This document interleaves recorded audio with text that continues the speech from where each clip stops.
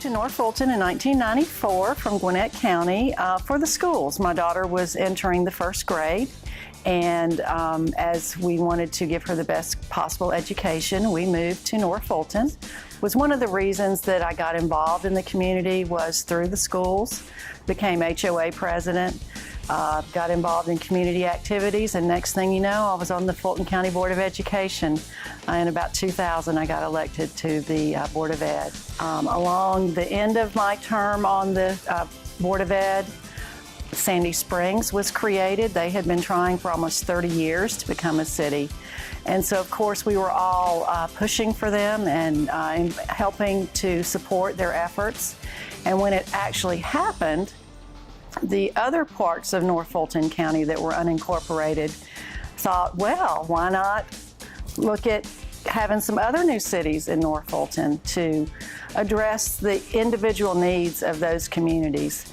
For a lot of years, we felt like we were forgotten by our county government for other parts of the county, and decisions were being made that affected our daily life that we really had little input in. And so we went to the legislature and expressed that we would like to also have the option to become a city. A board was formed by some of the early city leaders. Mike Bodker, of course, was involved. Bev Miller was also on the board, and they asked me to join. And so I did. We were divided up by committees, areas of interest. For example, Karen Richardson, who was also an early city council member, was very involved in the zonings as a resident and a member of the Johns Creek Community Association. So she naturally worked in that area. Everybody divided up in their area of interest. As I had been involved in campaigns, I was chosen to lead any sort of effort to communicate to the community what we were doing. It was an interesting time. The months before that legislative session started, lots of meetings. We were trying to build a strong case that we could be a viable city. The legislature had provided funds to do a Carl Vincent study to see if we were viable, and we were, but we had to convince the community of that. And so we started that effort. We started those conversations. We started having town hall meetings. We started going door to door. We started going to homeowners association meetings and just seeing what sort of interest there was. So the legislative session started, and we had to come up with a name for our city. Originally, the name was not Johns Creek.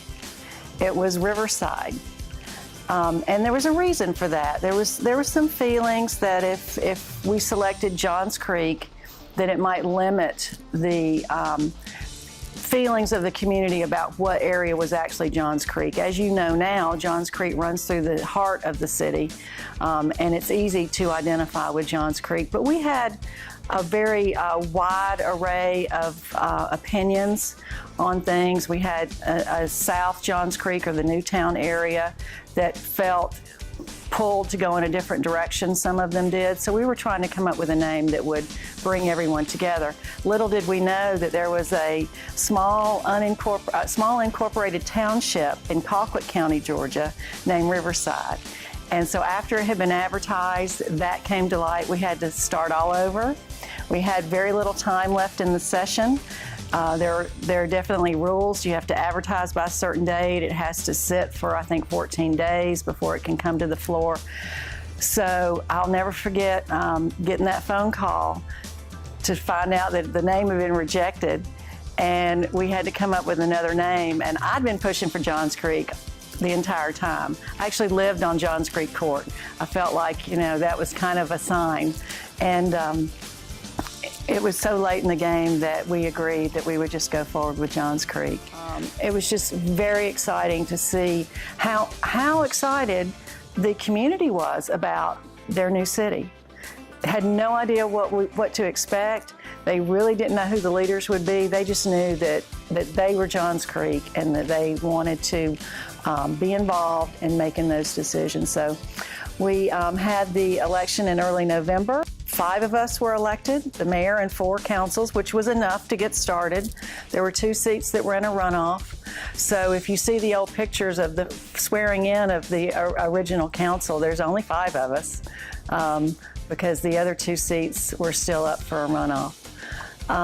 We had to start a city December 1st. We had 30 days to start a city. So we went the same route as Sandy Springs, did the public-private partnership. Our charter clearly spelled out the employees that would be the leaders of the city and be actual Johns Creek employees. But we had a different model. We were not going to be a typical government. We were going to be lean and mean and effective. We were going to be responsive. We were going to be transparent. There wasn't going to be any question about how your government was run because it was your government. I think the most significant thing about forming the city of Johns Creek is creating that sense of community. We all had our individual communities. You had your school community, your neighborhood community, your faith community, but they were very separate. And we found as we started the effort to educate and went around and knocked door to door and talked to people that they were starving for a true sense of community. And so this was a way to bring everybody together. We met people that lived in a subdivision next door to you that you'd never seen before, that you became lifelong friends with. And I always thought, how cool would it be to live in a town that had a big Christmas parade? You know, most towns have that. I certainly grew up in a town that did. And so I was convinced that we had to have a Christmas parade. Well, of course, we started December 1st, 2006. It was impossible to do a Christmas parade the first year. But we were in a temporary office building, courtesy of Representative Burkhalter. He let us use some of his space while we figured out where we were going to end up. There was a tree in the parking lot. It was a big Leland cypress tree. We didn't have a Christmas tree, a city Christmas tree. So some of us got together and scoured every garden ridge in the southeast, and we bought these huge stars, these white stars, and we hung them in that tree with a bunch of other white lights. I remember Grant Hickey getting out there with orange extension cord, and we had a little ceremony in the parking lot and lit our Christmas tree. So the next year we had our first Founders Day parade, holiday Christmas parade, and we didn't know what to expect. We didn't know who would participate, but the community really came out. We even had the Shriners that first year. Neighborhood floats, community group floats, Boy Scouts, high school marching bands were in the float.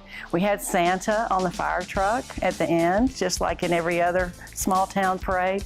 But what was so great is how many people came out.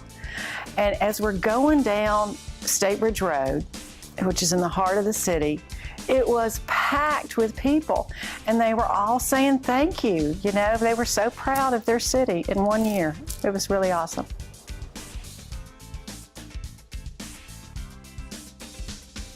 We are a residential community. We are family focused. We are quality of life focused. We have a smaller business space than some cities do, but what we do have is a magnet for companies to relocate to Fulton County or to the metro region from all over the country. They crave the lifestyle that we have here, the executive level housing as well as affordable housing. The golf course communities that we have are very desirable. So we are a magnet for where those folks that start their or bring their companies to our area, they want to live in Johns Creek. They may work in Atlanta, but they want to live in Johns Creek, and that makes us exceptional. The recreation opportunities we have with the Chattahoochee River bordering our city on all the way down is so unique. You don't have that virtually anywhere else. And so we have nature, we have the great housing, and we have access to the largest airport in the country, and we have access to a major city that offers everything a major city has to offer. So we have a very, very great quality of life here in Johns Creek. My hopes for Johns Creek are to continue the momentum that we have today, never lose sight of what we're about. The families that live in our community are paramount, and their needs are paramount. I think what people really want to see is a true identity for Johns Creek, whether that's a town green or a city center or something that identifies that you're in Johns Creek. The way our community is today, we blend into, all the cities up here blend into each other in some respects. So I'd like to see us really create the Johns Creek identity. We're close and we're making great progress, but if I had to say I would like to see one thing happen in the next 10 years, that would be it. I'm really, really proud of Johns Creek and what's been accomplished in a short 10 years. I guess we would be a fourth grader if we were really trying to analyze what a 10-year-old is. So if you look at it from that perspective, especially if you compare us to our neighbors, Roswell and Alpharetta, established communities, City of Atlanta, very, very established community. We've done a lot in 10 years. We have a lot to be proud of in Johns Creek. Johns Creek is on the map. Johns Creek has been recognized for so many things nationwide. We've got a lot to be proud of, a lot to do, but a lot to be proud of. I voted yes for Johns Creek, and I would do it again. Happy anniversary, Johns Creek.